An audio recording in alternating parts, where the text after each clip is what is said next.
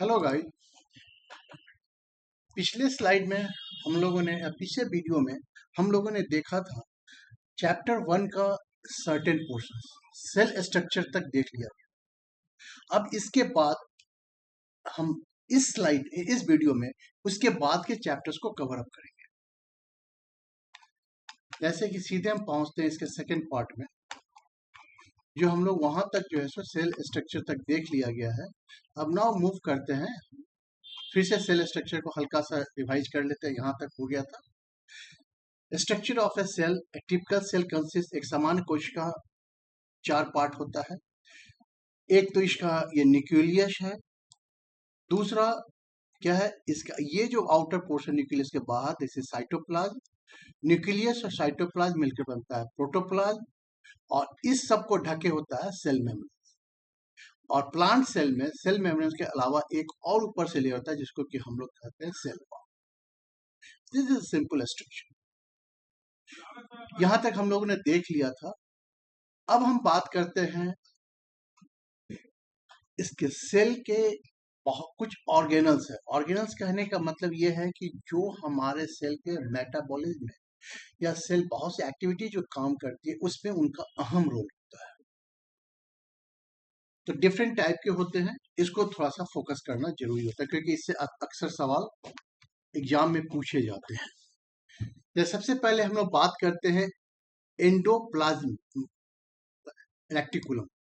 Endoplasm reticulum ER जो है ये एक ऐसा नेटवर्क है, इसमें कहा जाता है membrane bound tubules and sac, झिल्लियों से बना नलिया और थैलिया। जिसका स्ट्रक्चर आप देखिएगा तो आपको ये बात समझ में आएगा।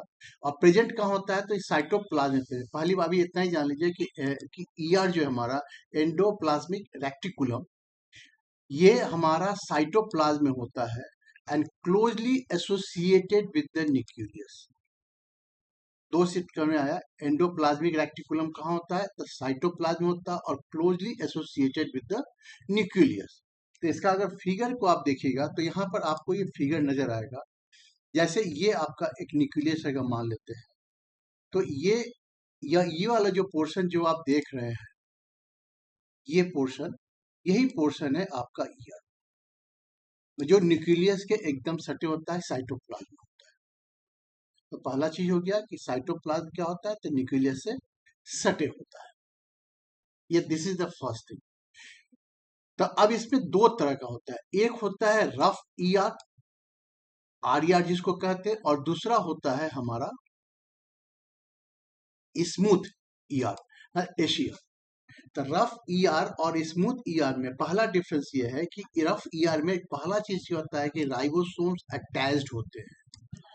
आगे क्या है उसके बारे में बात करेंगे। दूसरा सबसे इंपॉर्टेंट चीज होता है प्रोटीन सिंथेसिस यहाँ पर होता है।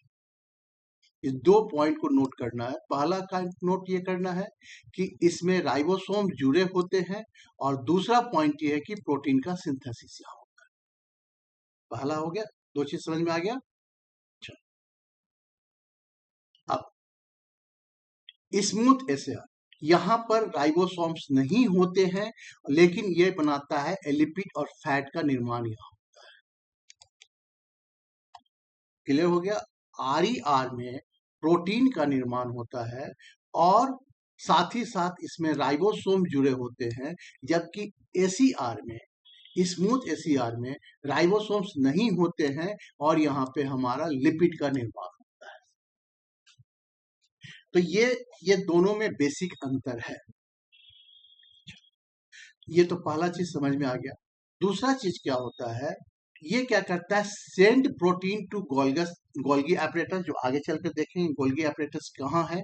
और दूसरा चीज है हमारा जो है सो ये एसीआर क्या करता है, ये मेरा एबेंडेंट होता है लीवर सेल में। लीवर सेल में ज्यादा एबेंडेंट क्योंकि इसमें एक डिटॉक्सिफिकेशन का रोल होता है, कि ये डिटॉक्सिफिकेशन भी करते हैं। और इसीलिए जो है सो ये लीवर सेल में, चूंकि आपको मालूम है कि लीवर जो है सो डिटॉक्सिफिकेशन का काम करता है, इसलिए वहां पर ये ज्यादा पाया जाता है। ये दूसरा डिफरेंस है। सुनिए, तीसरा क्या है कि फाउंड मेटाबॉलिकली एक्टिव सेल, जो हमारा सेल ज्यादा मेटाबॉलिक एक्टिव होता है, जहाँ एक्टिविटी ज्यादा होती है रिएक्शन का, वहां पे ये सेल ये मेरा इसका इंपॉर्टेंस है। आर का इंपॉर्टेंस कहाँ पर है? वहां पर इंपॉर्टेंस है जहां पर कि हमारा मेटाबॉलिक एक्टिविटी ज्यादा हो रही, जैसे ग्लैंड सेल। और इसका जो है सो इंपॉर्टेंस कहाँ पर है, एबेंडेंट कहाँ है, तो लीवर सेल में ये ज्यादा पाया जाता है। तो दो चीज आपको समझ में आ गया। जो डिफरेंस ये याद रखना है, आर में राइबोसोम अटैच होते हैं, प्रोटीन का निर्माण होता है। दूसरा चीज है कि जहां पर मेटाबॉलिक एक्टिव ज्यादा होते हैं जो सेल, वहां पे ये ज्यादा पाया जाता है, जैसे ग्लैंड सेल। और एसईआर में क्या होता है, राइबोसोम्स नहीं होते हैं, लिपिड और सिंथेसिस का निर्माण होता है। और डिटॉक्सिफिकेशन का मतलब ये होता है हमारा कि ये जो है सो सेल जो है सो जो टॉक्सिक बॉडी जाता है उसको डिटॉक्सिफाई करता है। इसीलिए ये हमारा एसीआर एबेंडेंट होते हैं लीवर सेल। अब सेकेंड चीज, तो यहां तक तो समझ में आ गया। अब क्या है, इंटरसेल्युलर ट्रांसपोर्टेशन। मेन काम क्या है, इंटरसेल्युलर कोशिका के अंदर परिवहन, प्रोटीन और लिपिड सिंथेसिस जो आप देख चुके हैं, कम्युनिकेशन बिटवीन न्यूक्लियस और साइटोप्लाज्म। ये चूंकि साइटोप्लाज्म एकदम सटा होता है, इसलिए क्या होता है कि आपका ये एक कम्युनिकेशन का भी काम करता है न्यूक्लियस और साइटोप्लाज्म के बीच में। अब यहाँ पर आप क्या देख रहे हैं कि ये जो उठा हुआ टाइप का है, ऐसे ऐसे ऐसे, ये आपका स्मूथ है, और ये वाला पोर्शन जो है आपका रफ है। तो यहां से क्लियर हो गया है कि आरी इंडोप्लाज्मिक रेटिकुलम का जो मेन जो काम है, पहले तो ये है कि एक नेटवर्क है, क्या है, प्रेजेंट इन साइटोप्लाज्म रहता है और closely associated with the nucleus, nucleus के साथ ही क्लोजली एसोसिएटेड होता है। दो तरह के होते हैं, रफ और स्मूथ। तो रफ में क्या होते हैं, आपके राइबोसोम्स होते हैं और प्रोटीन सिंथेसिस होते हैं। एसीआर स्मूथ में क्या होते हैं, राइबोसोम्स नहीं होते हैं और फ्लैट सिंथेसिस होते हैं, लिपिड और फैट का सिंथेसिस होता है। यहाँ डिटॉक्सिफिकेशन का काम होता है, इसलिए ये एबेंडेंट होते हैं लीवर सेल में, और ये वहां ज्यादा पाया जाता है जहां पर कि मेटाबॉलिक जो एक्टिव सेल होते हैं, जैसे ग्लैंड सेल जहां हमेशा काम करते रहता है।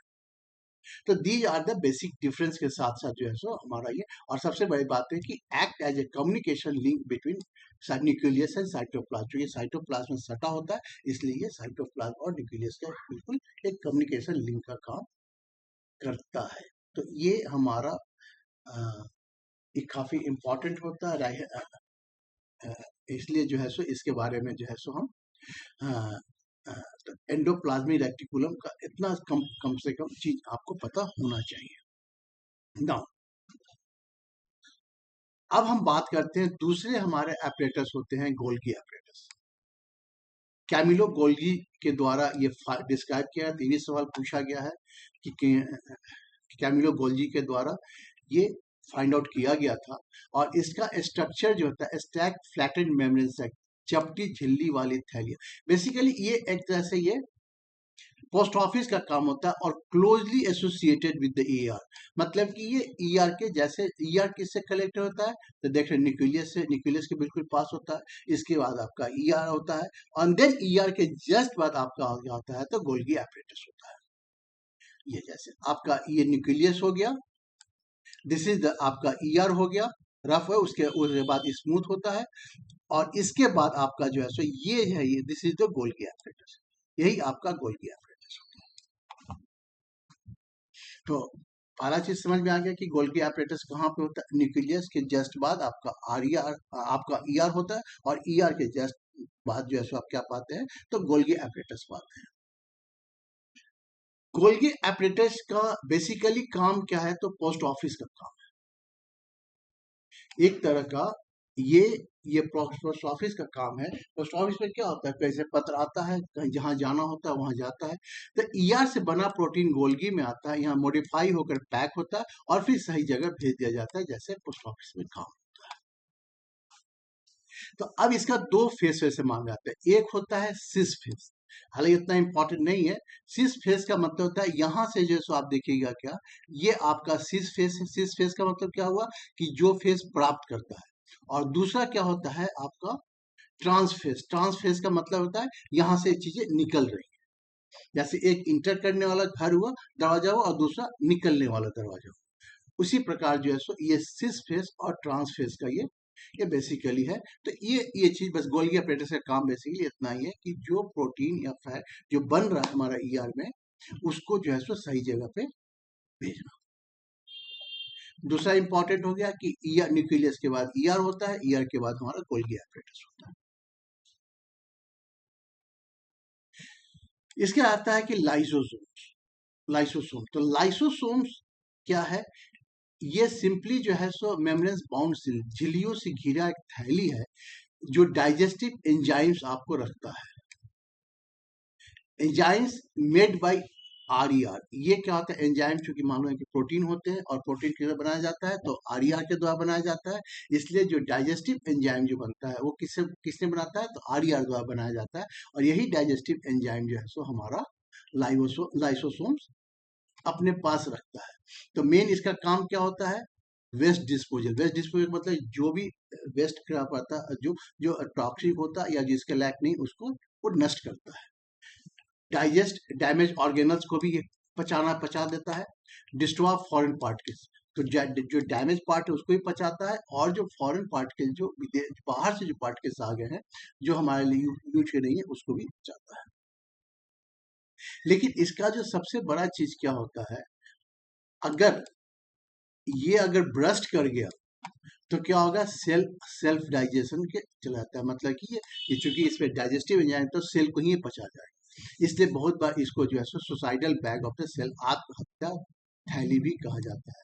क्योंकि अगर ये ब्रस्ट कर जाएगा तो क्या होगा कि पूरे के पूरे सेल को ही खा जाएगा। दैट्स वाई जो है इसको हम लोग सुसाइडल बैग भी कहते हैं। अब जैसे कि आप देख रहे हैं यहाँ पर ये गोल्गी अपरेटस है, उसके पहले जो है उसके ऊपर क्या है आपको, तो लाइजो तो ईआर होता है। ईआर के बाद जो है ये आपका गोल्गी अपरेटस, यहाँ से सामान आता है। ये लाइसोसोम से, यहाँ से लाइसोसोम जो यहाँ पर डिस्ट्रॉय होगा, और रेस्ट जो है सो आपको सेकेंडरी होते हुए फाइनली यहाँ से आपको ये बाहर निकल जाता है।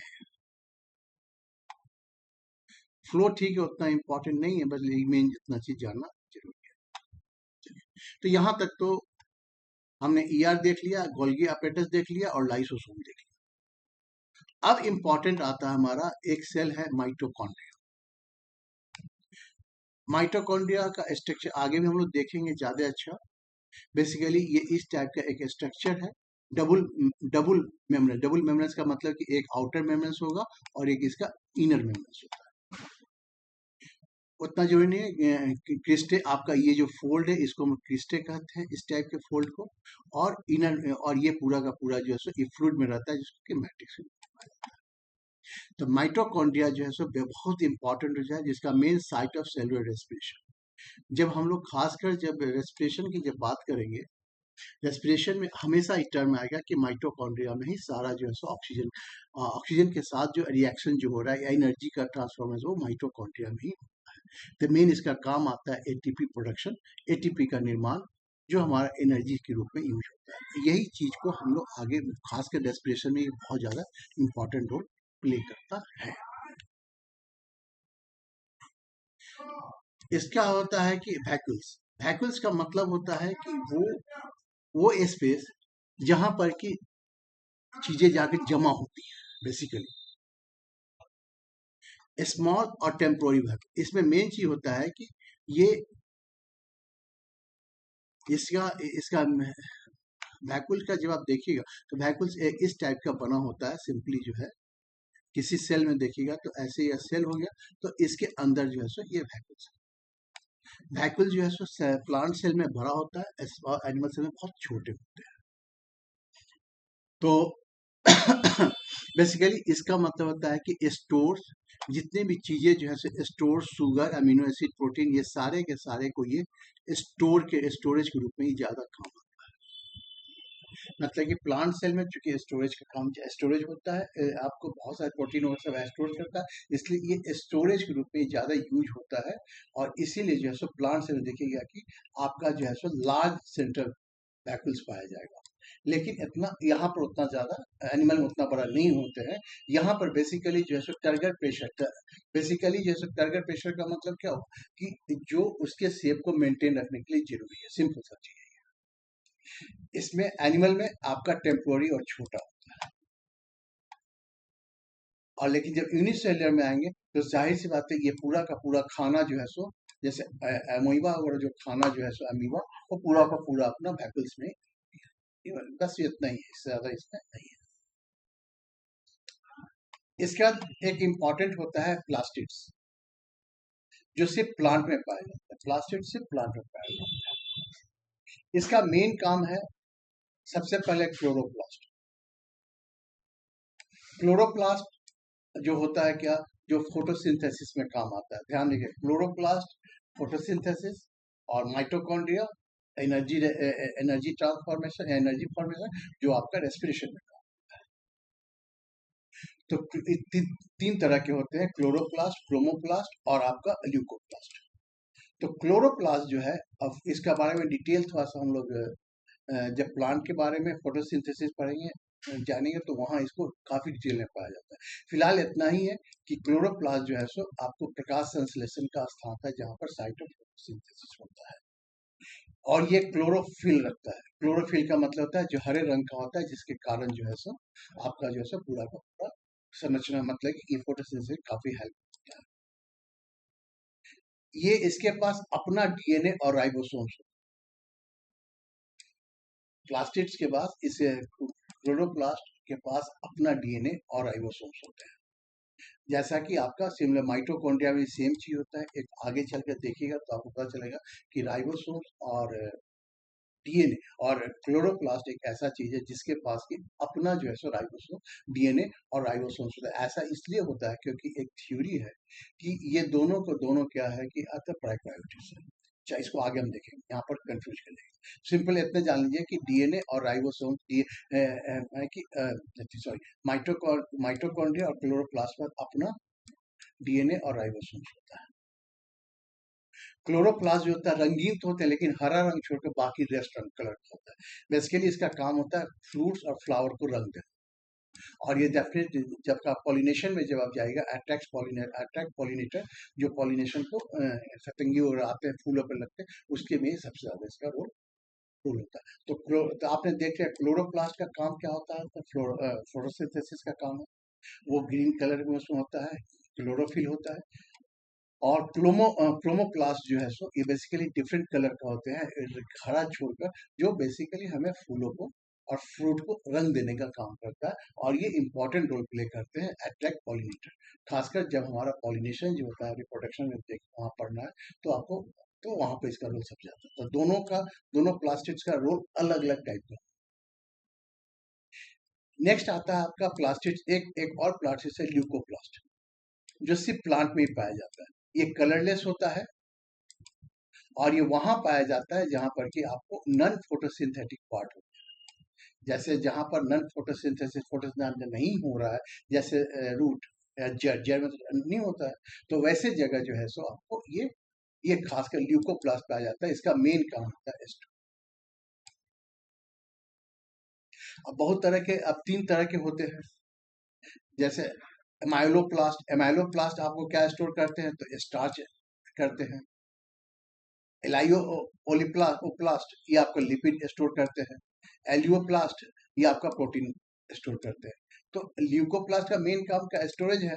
अब डिफरेंट तरह के हमारे ल्यूकोप्लास्ट होते हैं, जो डिफरेंट तरह से आपको ये ये आपको कवर अप कर रहे हैं, स्टोरेज का काम करते हैं। तो प्लास्टिड्स में हमने तीन देखा, क्लोरोप्लास्ट जो आपका हरे कलर का होता है, क्लोरोफिल रहता है जो हरा होता है, जो फोटोसिंथेसिस में काम आता है। क्लोरोप्लास्ट जो आपका डिफरेंट कलर का होता है, लेकिन उसमें डिफरेंट कलर रखता है, उसमें हरा कलर नहीं होते हैं। और उसका मेन काम है फ्रूट्स और फ्लावर को कलर देना, जो पॉलिनेशन में ज्यादा ही और तीसरा होता है ल्यूकोप्लास्ट, जो बेसिकली जो है सो ये कोई कलर नहीं होता है, लेकिन इसका काम मेन स्टोरेज का काम होता है, और वहां पे पाया जाता है जहां पर कि हमारा जो फोटोसिंथेसिस में रोल नहीं प्ले करते हैं। अब ये तीन तरह का होता है, एमाइलोप्लास्ट जो स्टार्च को करते हैं, जैसे पोटैटो पोटैटो राइस हो गया, इतना इम्पोर्टेंट ये चीज इम्पोर्टेंट, बस एक बार देख लीजिएगा। एलाइओप्लास्ट ये आपका लिपिड करते हैं, और एलियोप्लास्ट जो है सो आपका प्रोटीन करते हैं। तो डिफरेंट तरह के ल्यूकोप्लास्ट है जो अलग अलग चीजों को स्टोर।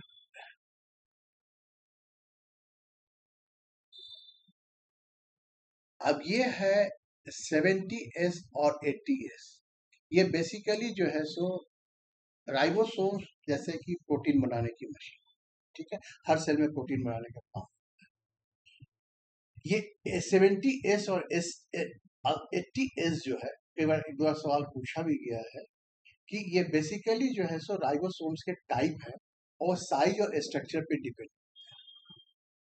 श्वेतबर्ग इकाई से जाना जाता है, ये मेन बताता है कि वहाँ प्रोटीन कितनी तेजी से बैठता है, क्या उतना ज्यादा यहाँ पे इम्पोर्टेंट, बस इम्पोर्टेंट ये है कि 70S जो है सो छोटे होते हैं, ये आपको बैक्टीरिया और ऑर्गेनल्स में मिलते हैं, जबकि 80S जो है सो बड़े होते हैं और ये यूरोक्राइट्स में पाए जाते हैं। प्रोक्राइट्स में आपको बेसिकली जो है 70S पाए जाएंगे या छोटे में, और बड़े में जो है सो 80S पाए। ये ये याद रखना सबसे इम्पोर्टेंट चीज होता है, इसीलिए जैसे माइटोकॉन्ड्रिया और क्लोरोप्लास्ट, ये दोनों में चूंकि आरएनए और डीएनए होते हैं, इसलिए वहां पर जो है ये पाए जाते हैं, लेकिन कौन से पाए जाएंगे, क्योंकि प्रोकार्योटिक है दोनों, इसलिए उसमें 70S पाए जाते हैं। इतना छोड़ दीजिए, इतना बस इम्पोर्टेंट है क्या, ये हमारा ये चीज यहाँ पे काम आता है। बैक्टीरिया, माइटोकॉन्ड्रिया, क्लोरोप्लास्ट में आपको 70S पाए जाते हैं, बाकी जितने भी यूरोक्राइट साइटोप्लाज्म है वहां पर आपको 80S पाए जाते हैं। एक होता है centriole. Centriole basically are small cylindrical made of microtubules, ये बेसिकली ये न्यूक्लियस के पास पाया जाता है, और ये basically present in animal cells, absent in most of the higher plant, mostly higher plant में ये नहीं पाए जाते हैं। प्लांट में जनरली सेंट्रॉयल नहीं होते हैं, तो बस इतना जरूरी नहीं, ठीक है, एक बार 9:3 के समय में करा कि ये आपको देखेगा कि ये जो 3 है और ये ऐसे ऐसे 9 टाइप का होते हैं, तो इसलिए 9:3 का पैटर्न में 3 ट्यूब्स होते हैं जो 9 समूह में पाए जाते हैं, ऐसे गोल गोल ऐसे आपको इस टाइप के मिलते हैं। बेसिकली इसका जो आप सेल डिवीजन पढ़िएगा तो वहां पे काम आएगा स्पिंडल, स्पिंडल फॉर्मेशन, स्पिंडल का बनाना, या क्रोमोसोम सेपरेशंस में ये मेन इसका रोल प्ले होता है, जो सेल डिवीजन का पार्ट है। तो आपका सेंट्रॉयल का मेन रोल कहाँ हो जाता है, स्पिंडल फॉर्मेशन, या सिंपल सा भी याद इतना ही समझ लीजिए कि सेल डिवीजन में ये, जो ऑलमोस्ट प्लांट में नहीं पाए जाते हैं, लेकिन वो आपको एनिमल सेल में पाए जाते हैं, कुछ हायर प्लांट में भी पाए जाते हैं, ये ऑलमोस्ट जैसे एब्सेंट ही रहते हैं।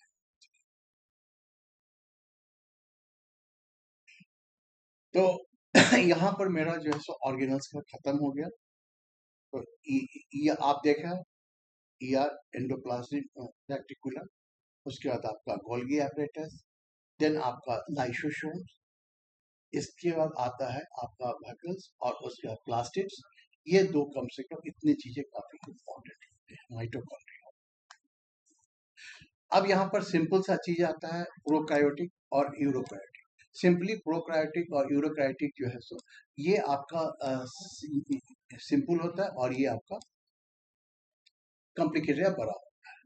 तो मेन डिफरेंस क्या होता है कि प्रोकायोटिक में आपको न्यूक्लियस नहीं रहते हैं, ये यूनिसेलर होता है, और इसमें आपको न्यूक्लियस, यूनिसेलर ये भी हो सकते हैं, लेकिन इसमें जो है न्यूक्लियस होते हैं।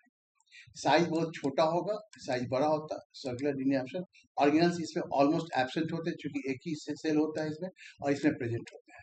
एग्जाम्पल जैसे बैक्टीरिया, प्लांट एनिमल दोनों हो सकते हैं। राइबोसोम्स आपके पहले बताए थे 70S, और यहाँ पर राइबोसोम्स आपको 80S। तो प्रोकार्योटिक जितने भी है जो यूनिसेलुलर होते हैं, बहुत सिंपलेस्ट सेल कह लीजिए, वो आपको प्रोकार्योटिक, और बेसिकली डिफरेंस ये होता है कि इसमें न्यूक्लियस नहीं होते। न्यूक्लियस का मेन डिफरेंस इसमें होता है, न्यूक्लियस नहीं होते, इतना याद है, यूकैरियोटिक न्यूक्लियस होते हैं। और इसमें जो है सो ऑर्गेनल्स एब्सेंट होते हैं, इसमें ऑर्गेनल्स प्रेजेंट होते हैं। राइबोसोम जो है आपका यहाँ 70s माना जाता है और वहां पर 80s।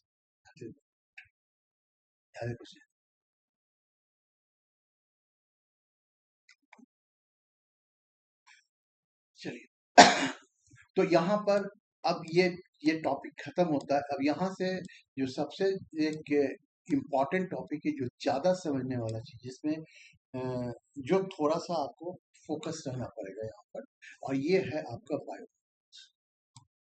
जिसमें हम लोग कार्बोहाइड्रेट्स, प्रोटीन और फैट के बारे में हम जानेंगे। तो बायोमॉलिक्यूल्स क्या है? Biomolecules are organic molecules present in the living organism. Biomolecules क्या है? तो लिविंग ऑर्गेनिज्म में प्रेजेंट रहता है ऑर्गेनिक मॉलिक्यूल्स है। पहली बात हो गया कि इट इज ऑर्गेनिक मॉलिक्यूल्स है जो लिविंग ऑर्गेनिज्म में प्रेजेंट रहता है। कार्बनिक अणु है जो जीव में पाए जाते हैं, और बेसिकली जैसे कि मेटाबॉलिज्म में इनका रोल बहुत ज्यादा होता है। सबसे जरूरी चीज क्या है हमारे पास ये जानना, क्योंकि सवाल यहीं से पूछे जाते हैं, कार्बोहाइड्रेट, प्रोटीन और फैट के स्ट्रक्चर से पूछे जाते हैं, उनमें कौन कौन से पार्टिकल इन्वॉल्व होते हैं ये भी पूछे जाते हैं। तो मेन जो एलिमेंट होते हैं वो कार्बन, हाइड्रोजन, ऑक्सीजन और नाइट्रोजन, बहुत बार फास्फोरस और सल्फर भी होते हैं। अच्छी हो गया है? तो 4 मेजर वर्ग में इसको बांटा गया है, कार्बोहाइड्रेट्स, प्रोटीन्स और लिपिड। न्यूक्लिक एसिड भी, लेकिन यहाँ पर हम न्यूक्लिक एसिड पे बात नहीं करेंगे, ठीक है? ये हम बाद में देखेंगे, इसका बिल्डिंग यूनिट क्या है, कैसे है, वो बाद में देखेंगे। तो अभी फिलहाल जैसे 4 मेजर इसके क्लास होते हैं, कार्बोहाइड्रेट्स, प्रोटीन और लिपिड, न्यूक्लिक एसिड, पर यहाँ इसमें हम लोग इस वीडियो में बात नहीं करेंगे। अब हम स्टार्ट करते हैं कार्बोहाइड्रेट्स। कार्बोहाइड्रेट्स का पहली बात है कि जनरल जो सूत्र होता है वो CH2N। CH2N का मतलब है कार्बन, हाइड्रोजन और ऑक्सीजन। कार्बन और हाइड्रोजन और ऑक्सीजन का जो रेशियो होगा ऑलवेज 1:2:1 के रेशियो, ठीक है? CH2 और 1 मतलब कि ये हमारा ऑलवेज 1:2:1 के रेशियो में ये पाए जाते हैं कार्बोहाइड्रेट्स में। तो चूंकि मोनोसाइकार्टिस का मतलब है कि एक सिंगल, कि उससे नीचे कार्बोहाइड्रेट्स नहीं हो सकते हैं। जो कार्बोहाइड्रेट उससे नीचे हम कार्बोहाइड्रेट नहीं पाया जा सकता, उसी को हम कहेंगे मोनोसाइकार्टिस, ठीक है? मतलब कि इससे और छोटे नहीं टूट सकते हैं। इसमें 3 आते हैं, ग्लूकोज, फ्रुक्टोज और राइबोज। ग्लूकोज, फ्रुक्टोज और राइबोज। ग्लूकोज में आप देख रहे हैं कि 6 कार्बन होते हैं, और फ्रुक्टोज में भी 6 कार्बन होते हैं। तो ये आपका C6H12 और O6 ऑलवेज 1:2:1 के रेशियो में रहेंगे, और यही मेरा प्राइमरी एनर्जी सोर्स है। और फ्रुक्टोज क्या है? तो आइसोमर्स ऑफ ग्लूकोज, मतलब कि कई अणुओं का बनकर, जो कई मॉलिक्यूल बनकर जैसे हमारा फ्रुक्टोज बनाता है, आइसोमर्स है। या आइसोमर, सॉरी, पोलाइमर्स नहीं, आइसोमर। आइसोमर्स का मतलब ये होता है कि आपका जो है सो उसका स्ट्रक्चर में आपका डिफरेंस है। आइसोमर्स द स्ट्रक्चर डिफरेंट होता है। पोलाइमर्स की बात कर रहे हैं, आइसोमर्स की बात, ठीक है? तो ये आपका सिंपलेस्ट बात, इससे ज्यादा, इससे नीचे हम नहीं जा सकते। खासकर राइबोज की जब हम बात करेंगे तो यहाँ पर हम बात नहीं करेंगे, क्योंकि आरएनए में जब हम बात करेंगे तो वहां पर ज्यादा वर्कआउट करेंगे। यहाँ पर उसका स्ट्रक्चर और सब कुछ हम लोग बात करेंगे, इसलिए यहाँ पर बेसिकली काम करेंगे क्या, ग्लूकोज और फ्रुक्टोज हमारा क्या है, मोनोसाइकार्टिस है, और इसीलिए जो है सब इस पर बात करेंगे। दोनों का देख रहे हैं कि आपका स्ट्रक्चर, आपका मॉलिक्यूलर फॉर्मूला आपका सेम है, C6H12 और O6। स्ट्रक्चरली जो है सो ये आइसोमर्स होने का जो स्ट्रक्चरली ये डिफरेंट, ठीक है? अब जब हम अब डाई क्या होगा, 2 मिलेंगे तो डाई बनेगा, 2 बनेगा, 2 मिलकर डाई बनाते हैं। तो इसको हम लोग कहते हैं डाइसैकार्टिस, मतलब द्विसर्करण। अब कंडीशन, अब आप देख लीजिए यहाँ पर जब दो जो मिलेंगे C6H12O6 या C6H12O6, और तब ये दोनों मिलकर क्या करते हैं, पहला काम करते हैं कि हाइड्रोजन पानी को निकालते हैं। यहाँ से पानी जब निकलेगा तो क्या होगा, डेफिनेटली मिलेंगे तो कोई ना कोई बॉन्ड बनेगा, कुछ निकलेगा। तो इसमें क्या होता है कि दो हाइड्रोजन और एक ऑक्सीजन, मतलब कि दो हाइड्रोजन और एक ऑक्सीजन निकल जाते हैं। तो बचेगा क्या, तो डेफिनेटली ये पूरा डबल हो जाता है, C12 हो जाएंगे, तो C12 रहेंगे। हाइड्रोजन आपका H22 होंगे, सॉरी 24 होंगे, तो 24 में से दो हाइड्रोजन निकल गया, तो एक तो दो तो कितना बचेगा, 22 हो जाएंगे। और यहाँ पर हमारा O कितना होगा, तो 11, क्योंकि एक ऑक्सीजन निकल गया, 6 दूना 12, तो एक ऑक्सीजन में बच गया। तो इस प्रकार देखते हैं डाइसैकार्टिस का हमारा क्या होता है, जो हमारा मॉलिक्यूलर फॉर्मूला C12H22O11, मतलब कि चूंकि दो हमारा मिल रहे हैं और दोनों का जो मिलते हैं तो कुछ ना कुछ में से निकलता है, और वही मिलकर ऑक्सीजन वाटर को, पानी को बाहर निकालते हैं, जिसके कारण जो है सो इसका जो मॉलिक्यूलर स्ट्रक्चर जो होता है वो हमारा C12H22 और O11। ध्यान रखिएगा, इसमें क्या क्या होते हैं, तीन तरह के होते हैं, सुक्रोज, लैक्टोज और माल्टोज। जब ग्लूकोज और फ्रुक्टोज मिलेंगे, यहाँ पर आप देख रहे हैं ग्लूकोज और फ्रुक्टोज जो मिलते हैं, तो ये आपको क्या बनाते हैं, शुगर बनाते हैं, जो टेबल शुगर के रूप में हम लोग जानते हैं। लैक्टोज कैसे बनता है, तो ग्लूकोज और ग्लैक्टोज ये मिल्क शुगर बनाते हैं, और माल्टोज ग्लूकोज प्लस ग्लूकोज मिलकर आपको माल्ट शुगर बनाते हैं। ये कई बार पूछा जा सकता है कि ग्लूकोज सुक्रोज जो है सो किससे, तो सुक्रोज आपको ग्लूकोज और फ्रुक्टोज से बनता है, टेबल शुगर, ग्लूकोज और ग्लूकोज से माल्ट शुगर बनता है, और एक जो होता है लैक्टोज होता है, ग्लूकोज प्लस ग्लैक्टोज, ये मिलाकर आपको मिल्क शुगर। तो मिल्क शुगर का मतलब है कि वो लैक्टोज हुआ, सुक्रोज जो टेबल शुगर जो बात कर रहे हैं, हम खा रहे हैं हम लोग, और माल्टोज जो है हमारा ग्लूकोज प्लस ग्लूकोज मिलकर माल्ट शुगर। तो डिफरेंट फॉर्मूला होता है, लेकिन स्ट्रक्चर सेम होते हैं, क्योंकि डिफरेंट हो जाते हैं, क्योंकि आइसोमर्स, जैसे बताया था कि यहाँ पर फ्रुक्टोज भी आइसोमर्स और ग्लूकोज है, मतलब कि इसका स्ट्रक्चर हमारा डिफरेंट होगा, लेकिन हमारा मॉलिक्यूलर फॉर्मूला सबका सेम होगा। चलिए, अब नेक्स्ट में हम लोग आगे बढ़ते हैं। अब पोलाइसाइक्राइटिस। पोलाइसाइक्राइटिस का मतलब क्या, यहाँ पर आपने देख लिया कि दो मिला, ये भी एक तरह से पोलाई दो का बना। अब यहाँ पर पोलाई का मतलब हो गया जब यहाँ पर नंबर्स बढ़ सकते हैं, 4 5 6 7 ऐसे हो सकते हैं मिलकर। तो पोलाइसाकार्डिया the polymers of the glucose, मतलब ग्लूकोज जब नंबर ज्यादा होंगे तो इस हिसाब से हमारे जो है सो ये पोलाइसाकार्डिया बहुत सकरा ग्लूकोज के बहुलक होते हैं, मतलब कि यहाँ पे कई ग्लूकोज मिलकर, कई ग्लूकोज मोलिक्यूल मिलकर बनाते हैं, इसलिए इनका जो फॉर्मूला हो जाता है C6H10 और O5। आप यहाँ पर ध्यान दीजिएगा,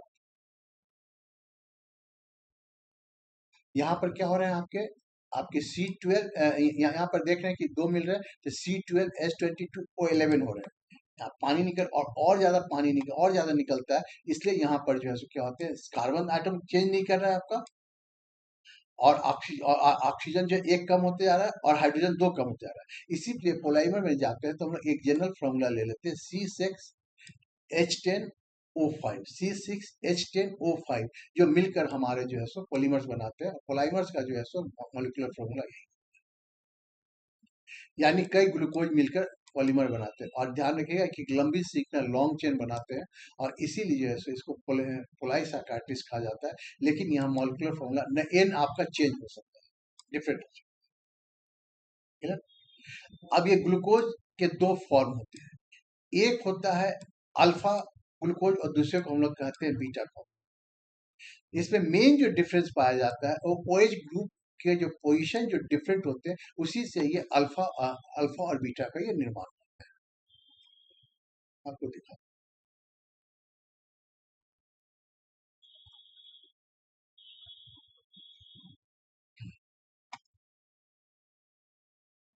जैसे अब इसमें क्या होता है कि जब अल्फा अल्फा ग्लूकोज होगा, जब अल्फा ग्लूकोज जुड़ता है तो ये क्या कहते हैं, दो चीज बनाते हैं, स्टार्च और ग्लाइकोजीन बनाते हैं। स्टार्च और ग्लाइकोजीन में जीन में जो फर्क क्या है, अल्फा मतलब अपना ध्यान है, बस इतना स्लाइटली ब्रांच होते हैं, और ये जो है सो हाईली ब्रांच होते हैं। मतलब कि इसमें जो पॉलीमर्स जो होंगे, आप देख रहे हैं यहाँ पर, देख रहे हैं ये स्ट्रेट लाइन हो गया आपका, अब इसमें देख रहे हैं कि आपका ऐसे ऐसे आपका ये ब्रांच है, ठीक है। तो अब इसमें क्या देख रहे हैं, ये आपका स्टार्च है, यहाँ पर ब्रांच कम है, लेकिन ग्लाइकोजीन में आप क्या देख रहे हैं कि ब्रांच जो है सो इसके रेस्पेक्ट में काफी ज्यादा ये ब्रांच होते हैं। ये बात समझ में आ गया कि अल्फा स्टार्च और ग्लाइकोजीन क्या है, तो अल्फा ग्लूकोज के बहुलक होते हैं, मतलब कि ये alpha glucose alpha beta depend करता है कि ओएच ग्रुप कहाँ, उतना डिटेल नहीं जा रहा है, बस इतना ही ओएच की पोजीशन के कारण जो है सो हमारा अल्फा और बीटा ग्लूकोज का अंतर आता है, और इसलिए अल्फा ग्लूकोज जो है सो, और अल्फा ग्लूकोज अगर बहुत ज्यादा हमारे इस ब्रांच में रहेंगे तो ग्लाइकोजीन बनाएंगे, और कम अगर रहेंगे ब्रांच रहेंगे तो हमारा वो स्टार्च बनाते हैं। तो स्टार्च और ग्लाइकोजीन जो है सो ये पॉलीमर्स ऑफ ग्लूकोज है। पॉलीमर्स ऑफ बीटा ग्लूकोज ये जो होते हैं हमारे, ये बीटा ग्लूकोज ए वन फोल्ड होते हैं, ठीक है। मेन क्या होते हैं हमारे, ये बेसिकली जो ये सेलुलोज है, और ये स्टेट चेन होते हैं। ये जो होते हैं हमारे क्या होते हैं, सेलुलोज जो देखिएगा कि आपका जो है सो ये स्टेट चेन होते हैं, इसीलिए स्टेट चेन, ठीक है।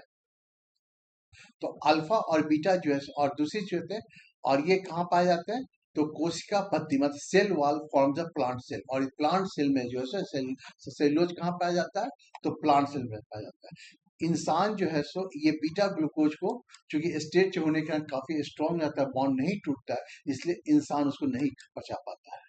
और अल्फा ग्लूकोज जो है वो मेरा डाइजेस्टेबल होता है, पचाने योग्य होता है, इसीलिए जो है स्टार्च और ग्लाइकोजन हमारा पचने वाला होता है। और सेलुलोज जो होता है, चूंकि वो प्लांट सेल का होता है पार्ट, इसीलिए उसको इंसान ह्यूमन कैनॉट डाइजेस्ट सेल, क्योंकि एक तो इंसान के पास कोई ऐसा एंजाइम सेलुलर एंजाइम नहीं होता है जो उसको डाइजेस्ट कर सके, सिंपल। तो इंपॉर्टेंट ध्यान देने की बात यह है कि अल्फा जो ग्लूकोज होगा वो उसमें क्या होगा, मेरा अल्फा ग्लूकोज बनाएगा, स्टार्च और ग्लाइकोजीन बनाएगा, और बीटा ग्लूकोज से हमारा बनता है सेलुलोज। फर्क ओएच के पोजीशन को लेकर, इसलिए यहाँ पर ज्यादा उतना डिटेल में नहीं जाए। अब आता है लिग्निन, चिटिन और सेलुलोज। ये बहुत इंपॉर्टेंट है। सेलुलोज तो हमने देख ही लिया, पोलाइसाकार्टिस से बीटा ग्लूकोज से बना होता है, प्लांट सेल वॉल को स्ट्रेंथ देना होता है, found in plant cell wall पाया जाता है, इसको डाइजेस्ट आदमी नहीं कर सकता है। अब काइटिन हो गया, ये क्या है, तो मॉडिफाइड पोलाइसाकार्टिस, थोड़ा संशोधित है, इसलिए संशोधित है क्योंकि इसमें नाइट्रोजन आ जाता है, ये नाइट्रोजन युक्त हो जाता है। तो कई बार सवाल में पूछा जाता है कि नाइट्रोजन किस में पाया जाता है, तो काइटिन में जो है सो नाइट्रोजन पाया जाता है। ये आपको ये ध्यान देना पड़ेगा, काइटिन में नाइट्रोजन अवेलेबल होता है, काइटिन में नाइट्रोजन पाया जाता है। और ये बेसिकली जो है स्ट्रक्चरल सपोर्ट ये सबसे ज्यादा होता है। सेल वॉल तो समझ गए जो रिजिड होता है वगैरह, और ये काइटिन जो है आपको स्ट्रक्चर को सपोर्ट ज्यादा करता है। Found in fungal cell wall, fungus में पाया जाता है एस्कोलेटन, और कीटों का बाहर कंकाल भी ये पाया जाता है। ये भी जो है सो डाइजेस्टेबल नहीं है। तो यहाँ से आपने क्या देख लिया, तो सेलुलोज जो है बीटा ग्लूकोज का है, पहली बात यह है। प्लांट सेल का होता है, सेल वॉल को सेल क्या होता है, इसका काम है स्ट्रेंथ देना, जबकि आपका काइटिन का काम क्या होता है, स्ट्रक्चरल सपोर्ट के पैदा, ठीक है। ये भी जो है सो आपको फंगस वॉल में ये पाया जाएगा। लिग्निन जो है ये कॉम्प्लेक्स पोलाइमर है, जटिल, लेकिन ये कार्बोहाइड्रेट्स नहीं है, ये सबसे इंपॉर्टेंट पॉइंट है। Lignin is not a carbohydrate. ये स्ट्रेंथ और रिजिडिटी, कठोरता और मजबूती देता है, और वाटर प्रूफिंग का भी काम करता है। ज्यादातर वुड लकड़ी और एक जाइलम टिश्यू जो है उसमें पाया जाता है, ये भी डाइजेस्टेबल नहीं है। ये कॉम्प्लेक्स फेनोलिक पोलाइमर, आगे देखेंगे फेनोलिक पोलाइमर क्या है, वहां पर आपको पता चलेगा। तो ये ग्लूकोज यूनिट का नहीं बना होता, इसलिए और ये इसमें ग्लाइकोसिडिक बॉन्ड नहीं पाया जाता है, ग्लाइकोसिडिक बॉन्ड नहीं पाया जाता है, इसलिए इसको जो है सो हम लोग क्योंकि इसमें फेनोलिक कंपाउंड पाया जाता है, इसीलिए ये कार्बोनेट का इसको नहीं पाया जाता है। तो ये ध्यान रखिए, it is not a carbonate, ये फेनोलिक कंपाउंड पाया जाता है कि इसमें ग्लाइकोसिडिक बॉन्ड जो मिलता है, ग्लूकोज यूनिट में मिलता है, वो बॉन्ड बनाता है, उसको पाया जाता है, तो वहां पे नहीं पाया जाता, इसलिए it is not a carbohydrate. ये कार्बोहाइड्रेट, तो लेग्निन हमारा कार्बोहाइड्रेट नहीं है, ये लकड़ी एक्जाइलम टिश्यू में पाया जाता है ज्यादा, और ये ज्यादातर जो है सो कॉम्प्लेक्स पॉलीमर है और काफी कठोरता और मजबूती प्रदान करने में ये काम करता है। लेकिन ये आपको कार्बोहाइड्रेट नहीं है, क्योंकि इसमें ग्लाइकोसिडिक बॉन्ड नहीं। प्रीवियस सवाल आ सकता है कि इसमें ग्लाइकोसिडिक बॉन्ड नहीं है, तो ध्यान रखिएगा। ये जो है सो फेलोनिक यौगिक पर फेलोनिक कंपाउंड है, वो सी। ये हालांकि यहाँ पर थोड़ा सा दिया गया है, primary cell wall, secondary cell, यहाँ उतना जरूरत नहीं है। फर्स्ट लेयर जो फॉर्म होता है उसको प्राइमरी कहते हैं, जो ज्यादा फ्लेक्सिबल होता है, मेनली ग्लूकोज का बना होता है। जहाँ ज्यादा आपका सेल ग्रोथ होगा, तो जितना ग्रोइंग सेल होगा डेफिनेटली प्राइमरी सेल वॉल वहाँ ज्यादा पाया जाएगा, बाहरी परत जो है। लेग्निन कहाँ पाया जाता है, तो ज्यादातर वुड में पाया जाता है, प्लांट स्टीम, जाइलम टिश्यू, टी बार्क, जहाँ जो आपको काफी जो है तो लगभग आपको देखिएगा कि 20 से 30% जो है lignin। सेकेंडरी सेल वॉल अंदर का होता है, रिजिड और थिक होता है, और यही हमारा लेग्निन। तो कई बार पूछा भी जाएगा कि लेग्निन कहाँ पाया जाता है, प्राइमरी सेल में पाया जाता है कि सेकेंडरी सेल में पाया, सेकेंडरी सेल वॉल में पाया जाता है। तो लेग्निन हमारा सेकेंडरी सेल वॉल में पाया जाता है, और सेल्यूलोज जो हमारा primary cell wall, mature cell में जाता है। तो इस प्रकार हमारा कार्बोहाइड्रेट्स के बारे में ये खत्म। अगर आप रिवाइज करना चाहिएगा, जस्ट बहुत छोटा सा रिवीजन है इसका, कर दे रहा हूँ। कार्बोहाइड्रेट्स हमारा क्या है कि सबसे पहली बात है रेशियो और 1:2:1 में होता है। जनरल फार्मूला, मोनोसाइकार्टिस एक पाया जाता है, जहां पर ग्लूकोज और फ्रुक्टोज दोनों का मॉलिक्यूलर स्ट्रक्चर देख रहे हैं सेम होता है, स्ट्रक्चर मॉलिक्यूल सेम होता है, में स्ट्रक्चर में थोड़ा सा डिफरेंस होता है। ये आइसोमर्स होते हैं और ये प्राइमरी एनर्जी सोर्स है। अब आपको दोनों मिलकर साइकार्टिस बनाते हैं। यहाँ पर देखिए C12H22O11 है, तो सुक्रोज बनता है ग्लूकोज और फ्रुक्टोज से बनता है, माल्टोज ग्लूकोज और ग्लूकोज से बनता है, माल्टोज, लैक्टोज ग्लूकोज और गैलेक्टोज से बनता है, जिसको मिल्क शुगर में जा। दोनों का फॉर्मूला सेम होता है, डिफरेंट स्ट्रक्चर में होता है। पॉलीमर्स में जहां तक पाते हैं C6H10 और S5O5, ये हमारा N, यही इसी का पॉलीमर होता है। तो जब भी आएगा, अब ग्लूकोज चूंकि पॉलीमर है, सेलुलर पॉलीमर है, तो उसका जो फॉर्मूला यही होगा हमारा। दो होते हैं अल्फा अल्फा ग्लूकोज और बीटा। अल्फा अल्फा ग्लूकोज से आपको स्टार्च और ग्लाइकोजिन बनते हैं, क्योंकि एनिमल इसको आराम से डाइजेस्ट कर लेते हैं, इसलिए कि हाईली ब्रांच ग्लाइकोजिन आपका हाईली ब्रांच होता है, और स्टार्च में ब्रांच कम होते हैं। बीटा ग्लूकोज से आपका सेलुलोज बनता है, जो इसका पॉलीमर स्टेट चेन होता है, ज्यादातर प्लांट सेल में पाया जाता है। तो अल्फा ग्लूकोज डाइजेस्टेबल होता है, बीटा ग्लूकोज डाइजेस्टेबल नहीं होता है। इसमें कोई भी हम लोग के पास, इंसान के पास सेलुलर एंजाइम ऐसा नहीं होता है। स्ट्रक्चर हो गया थोड़ा सा। सेल्यूलोज, अब बात करते हैं सेल्यूलोज, ठीक है, आपको बीटा ग्लूकोज का बना होता है, पोलाइसाकार्टिस होता है, सेल वॉल को स्ट्रेंथ पैदा करता है, और प्लांट सेल वॉल के में पाया जाता है। जाहिर सी बात, अभी आगे देखे थे जो आपका प्राइमरी सेल में, प्राइमरी सेल वॉल में पाया जाता है। प्राइमरी और सेकेंडरी अंदर का जो है सेकेंडरी होगा, उसमें आपको आपको क्या पाया जाता है, तो लेग्निन पाया जाता है, ठीक है, जो आपको डाइजेस्टेबल नहीं होते, ये भी डाइजेस्टेबल नहीं होता, लेकिन ये कार्बोहाइड्रेट नहीं होते हैं। और साथ ही साथ जो है सो आपको काइटिन जो है, यहाँ सबसे इम्पोर्टेंट चीज होता है, ये आपको सेल वॉल को स्ट्रक्चर देता है। फंगस सेल वॉल पाया जाता है, और ये डाइजेस्टेबल नहीं होते हैं, और ये बेसिक स्ट्रक्चर स्ट्रेंथ आपको जाया जाता है, और सबसे इम्पोर्टेंट आता है कि इसमें आपको नाइट्रोजन पाया जाता है। ये सबसे इम्पोर्टेंट चीज, बस बाकी नहीं पाया जाता, इसलिए डिफरेंस है। आगे ठीक है, चलिए। तो ये मेरा यहाँ पर हमारा कार्बोहाइड्रेट खत्म। अब हम लोग बात करते हैं प्रोटीन। तो protein are the polymers of amino acids. Protein किससे बनता है, तो अमीनो एसिड, मतलब बेस सबसे स्मॉल क्या है, तो उसका मॉलिक्यूल क्या है, तो अमीनो एसिड है, ज्वाइंट बाय पेप्टाइड बॉन्ड। ये ध्यान रखिए, अमीनो पॉलीमर्स होते हैं, तो पेप्टाइड बॉन्ड से हमारे ज्वाइन होते हैं। कंपोजिशन ठीक है, उतना ही इंपॉर्टेंट है। बेसिक आपके basic units of protein amino acid होते हैं। 20 जो है सो आपको कॉमन अमीनो एसिड होते हैं, दो और भी हम लोग पढ़ेंगे। दो में होता है एक 21 और एक 22। तो 21 में आपको क्या आता है, सेलेनियम पाया जाता है, कंटेन सेलेनियम।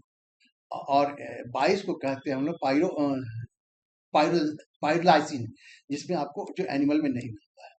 तो 21 जो है आपका जो है सो वो सेलेनियम पाया जाता है, और ये दोनों का अलग अलग डिफरेंस है, इसलिए इसका फिर ध्यान रखिए। और उसके अलावा 9 एसेंशियल अमीनो एसिड होते हैं जो इंसान नहीं बना सकता, उसको बाहर से लेने पड़ते हैं। एक होता है एग्रेनिन, अर्जिनिन, जो अर्जिनिन को जो है एसेंशियल अमीनो एसिड माना जाता है, क्योंकि ये बच्चों के लिए इंपॉर्टेंट हो जाता है। बच्चों का सही इससे पर्याप्त मात्रा में नहीं बना पाते, एडल्ट बॉडी इसे सिंथेसाइज कर लेता है, इसलिए एडल्ट के लिए एसेंशियल में नहीं आते, लेकिन बच्चों के लिए जो है सो अर्जिनिन आपको एसेंशियल अमीनो एसिड में ऐड हो जाता है। Functions of protein, major functions क्या है? तो मेजर फंक्शन इसका है एंजाइम। एंजाइम का मेन होता है बायोलॉजिकल कैटलिस्ट में यूज होता है। इसका काम क्या होता है? किसी भी रिएक्शन को तेज कर देना, फास्ट कर देना। सबसे पहली बात है कि दूसरा काम क्या होता है? तो स्ट्रक्चर होता है। एक तो एंजाइम आप देख लीजिए, दूसरा होता है स्ट्रक्चर। स्ट्रक्चर में होता है जैसे बाल बाल नाखून, कोलेजन, ये सब जो है सो आपको केराटिन का बना होता है। तो यहाँ पर आपको प्रोटीन पाया जाता है जिसको केराटिन कहा जाता है। कैरी सब्सटेंस ट्रांसपोर्ट का भी काम करते हैं, पदार्थों का परिवहन कहता है। जैसे हेमोग्लोबिन है, आपको ऑक्सीजन ले जाता है, तो वहाँ पर ट्रांसपोर्ट का भी काम ये करते हैं। तो आपने देखा एंजाइम देख लिया जो कैटलिस्ट का काम करता है। दूसरा स्ट्रक्चर फॉर्मूला आपको बाल, अंगूठा, नाखून, इस समय आपको स्ट्रक्चर काम करता है, इसको केराटिन का बना होता है। और उसका होता है ट्रांसपोर्टेशन, जो हेमोग्लोबिन में ऑक्सीजन ले जाता है, ब्लड में आएगा, तो वहां पर ट्रांसपोर्ट का भी काम करता है। उसके बाद हार्मोन्स, हार्मोन्स का मेन काम होता है कि बॉडी फंक्शंस को रेगुलेट करना। ये सब चीज आगे पढ़ा जाएगा, बस यहाँ पर जान जाए कि जैसे इंसुलिन आपको ब्लड शुगर नहीं आती, सारे आपके हार्मोन्स हैं। Almost all enzymes are proteins, exception जैसे राइबोसोम, आरएनए, आरएनए एंजाइम से प्रोटीन है, बाकी सारा एंजाइम्स आपके प्रोटीन है। स्ट्रक्चर डिटरमाइन मेन जैसे स्ट्रक्चर जो है सो इसका जो है सो कार्य, स्ट्रक्चर जैसा होगा उस हिसाब से इसका कार्य, स्ट्रक्चर बदलेगा तो इसका कार्य भी बदल जाएगा। ठीक है, हमारा जो है सो जैसे प्राथमिक कार्य अमीनो एसिड सीक्वेंस पे डिपेंड करता है। Alpha helix beta just seat के ऊपर डिपेंड करता है। यहाँ पर जब देखिएगा तो ये देख रहे हैं, ये आपका प्राइमरी स्ट्रक्चर हो गया प्रोटीन का, पेप्टाइड पोलाइपेप्टाइड बॉन्ड होता है। अब यहाँ पर देखिए, इसको हम लोग कहते हैं अल्फा हेलिक्स, इस टाइप से अल्फा हेलिक्स होगा। ये देखिए, ये सी टाइप का होगा तो ये बीटा हेलिक्स। अब ये आपका टर्सरी स्टिक क्या है? फोल्डेड चेन टाइप का। क्वार्टरनी स्ट्रक्चर जैसे काफी मल्टीपल फोल्ड आ जाएगा, जिसको हम लोग कहेंगे फोल्डेड चेन। तो ये डिफरेंट टाइप के ये स्ट्रक्चर्स है। अल्फा ये स्ट्रेट चेन हो गया, ये आपका अल्फा हेलिक्स हो गया, इस टाइप का रहेगा। और ये आपका सी टाइप का रहेगा तो बीटा हेलिक्स हो गया। और ये आपका टर्सरी होगा, जब चेन में आएगा फोल्डेड चेन रहेगा, और काफी ज्यादा कॉम्प्लेक्स फोल्ड हो जाएगा तो वहां पर क्वार्टरनी रहेगा। तो ये डिफरेंट इसके स्ट्रक्चर होते हैं, और इसी हिसाब से इसके काम भी चलते हैं। मतलब प्राइमरी जो होगा आपका अमीनो एसिड सिंपल जो है सो ये मेरा प्राइमरी का हो जाएगा। अल्फा और बीटा को हम लोग सेकेंडरी वाला कहते हैं, और इसको जो है सो हम लोग टर्सरी कहते हैं, 3D फोल्ड। और क्वार्टरनी होता है मल्टीपल चेन, हेमोग्लोबिन का होता है। तो ये आपका टर्सरी होगा और क्वार्टरनी। ठीक है, एक जस्ट एक स्ट्रक्चर है, थोड़ा सा समझ।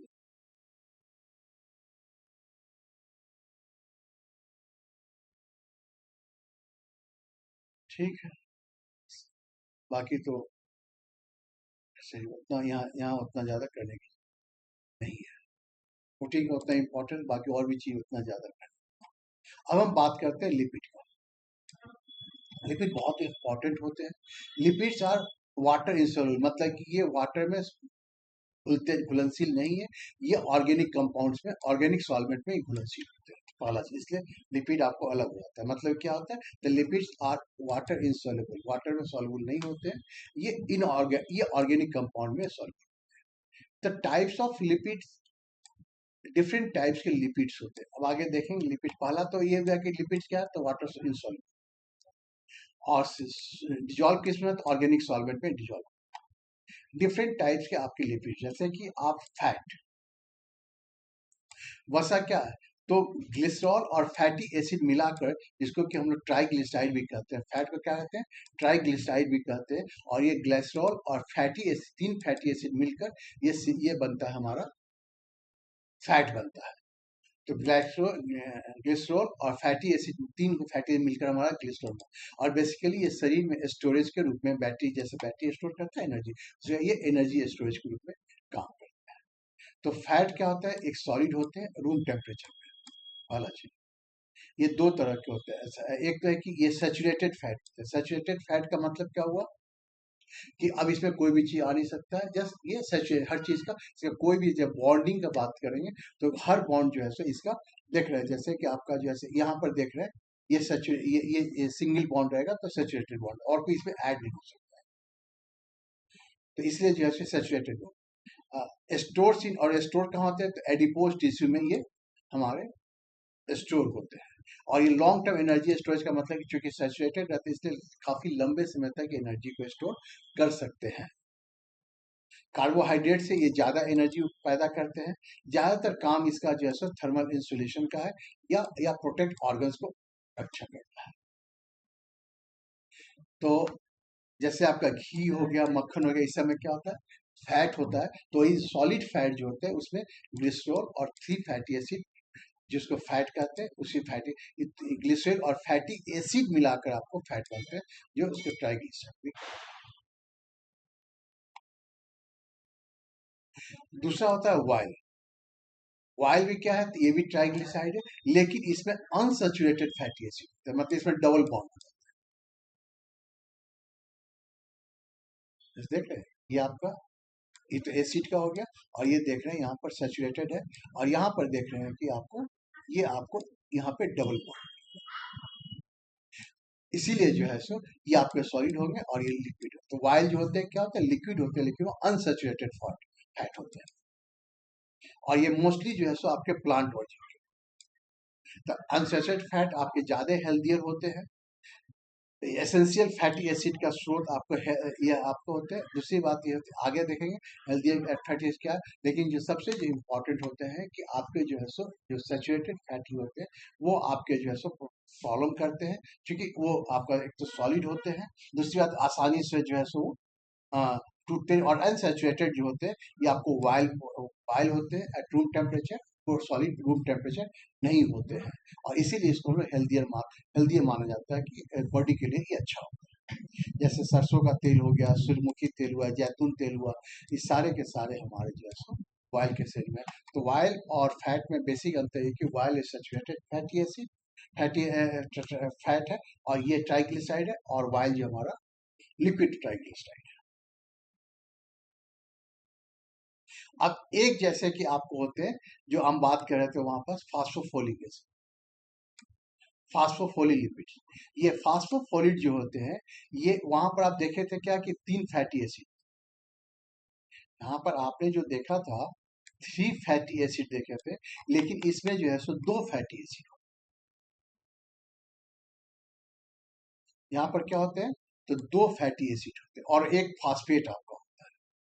वहाँ वो सिर्फ ग्लिसरॉल और फैटी एसिड का बना होता है आपका फैट, और ये आपका फास्फोफोलिड जो है आपका ग्लिसरॉल फैटी 2 फैटी एसिड और एक फास्फेट ग्रुप, ठीक है।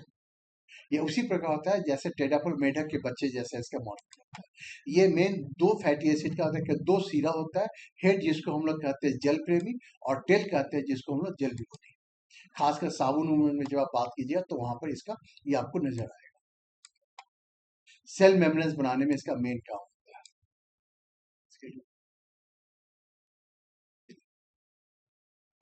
टाइप ऑफ, और एक जो चौथा होते हैं आपके एस्ट्रॉइड। स्ट्राइड प्रोटीन नहीं होते हैं, ये लिपिड जिनकी रिंग टाइप के स्ट्रक्चर। अभी तक तो आपके देखा था एक स्ट्रक्चरल देखा था, मतलब कि स्टेट है या ब्रांच है ऐसे देखा था, और ये जो है सो आपको ये रिंग टाइप के बनेंगे। तो रिंग टाइप के जो होते हैं तो ये आपके एस्ट्रॉइड, जहाँ रिंग 4 रिंग स्ट्रक्चर बनते हैं वो आपको जिन्हें कंट्रोल, ये शरीर के कंट्रोल मॉलिक्यूल प्रणाली है, जैसे कोलेस्ट्रॉल।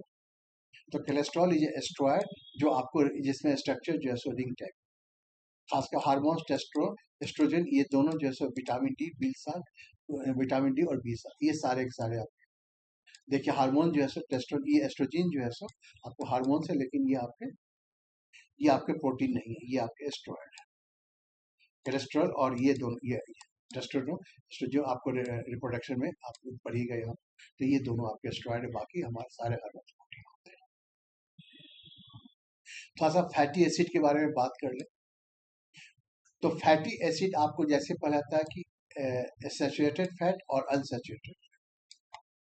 ये फैटी एसिड लंबी कार्बन श्रृंखला अणु होते हैं जिसके अंत में COOH होता है, कार्बोजिलिक ग्रुप जिसको कहा जाता है। जैसे आपने यहाँ पर देखा था, ये देख रहे हैं ना COOH, यही टाइप का COH, यही दिस इज कार्बोजिलिक एसिड होता है, वही फैटी एसिड में आपको होता है। तो सैचुरेटेड में कोई आपने जैसे वहां कोई डबल बॉन्ड नहीं होगा, यहाँ पर वन और मोर डबल बॉन्ड हो सकते हैं। इसका स्ट्रक्चर थोड़ा घुमा होता है और ये स्ट्रेट चेन होता है। ये सॉलिड होते हैं, लिक्विड जो जस्ट अभी हम लोग देखे। वाइल हो गया, ये आपका जितना सॉलिड होगा यही चीज है। अब एक होता है आपका फैटी एसिड का एक और पार्ट होता है सिंसिस और ट्रांस। सिस कहा जाता है, यहाँ पर एक चीज आप देख रहे हैं, ये इसको देखिए, H दोनों एक ही तरफ है। यहाँ पर क्या देख रहे हैं कि H आपको ये ऊपर है और ये नीचे है, तो इसको हम लोग ट्रांस फैट मॉलिक्यूल कहते हैं और इसको हम लोग सिस फैट मॉलिक्यूल। ठीक है, सिस सेम साइड हाइड्रोजन, तो ये आपको हेल्दी होगा, नेचुरल होगा, और ट्रांस जो होता है हार्मफुल होता है, हीट डिजीज रिस्क होता है।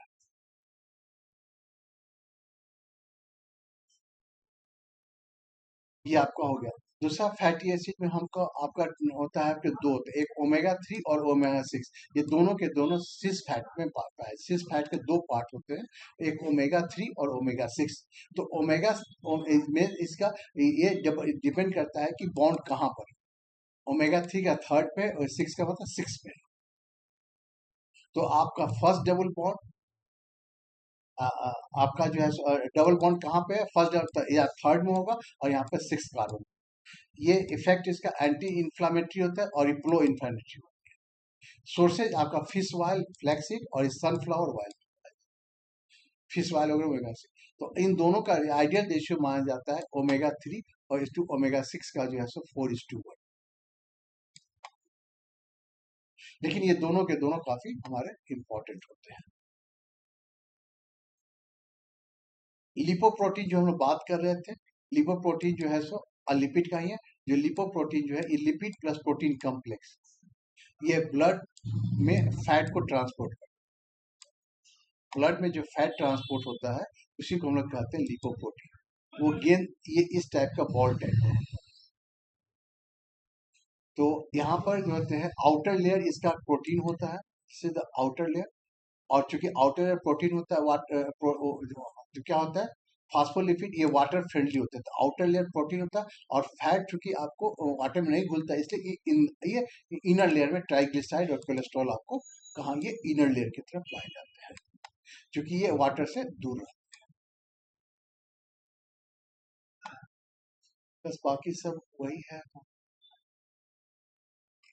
ठीक है, तो कहने का यही है कि अब यहाँ के बाद हम इसको क्लोज करते हैं ये वीडियो।